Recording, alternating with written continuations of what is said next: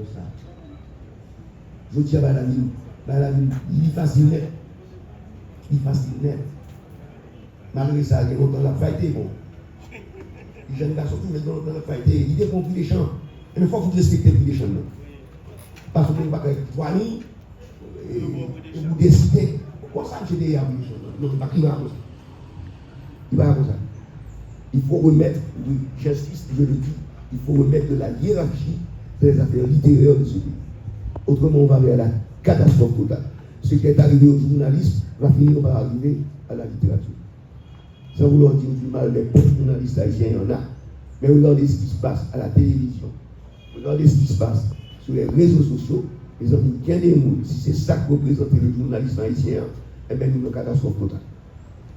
Et je pense que ce danger menace la littérature. Un grand poète brésilien, je crois que c'est Drummond de Andrade ou Mario de Andrade, c'est l'un des deux. Il disait, parlant du Brésil, qu'autrefois, au Brésil, il y avait de très mauvais écrivains et de très bons écrivains. Que tout le monde était capable de faire la différence entre les deux. Et il dit qu'avec l'évolution du capitalisme, les choses ont changé, qu'il y a encore de très bons écrivains, il y a encore de très mauvais écrivains, et qu'il y a entre eux une masse un peu informe, et que cela vient créer du désordre. Donc je pense qu'il y a un grand désordre dans les affaires littéraires haïtiennes. Remettons de l'ordre, remettons de l'ordre dans la vie littéraire haïtienne.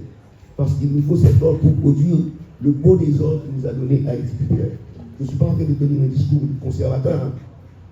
Je veux dire que pour produire la différence, il faut partir de ce qui est, de ce qui s'est fait, parce que pour qu'il y ait rupture, il faut des repères.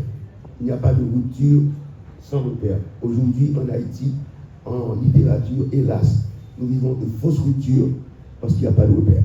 Voilà.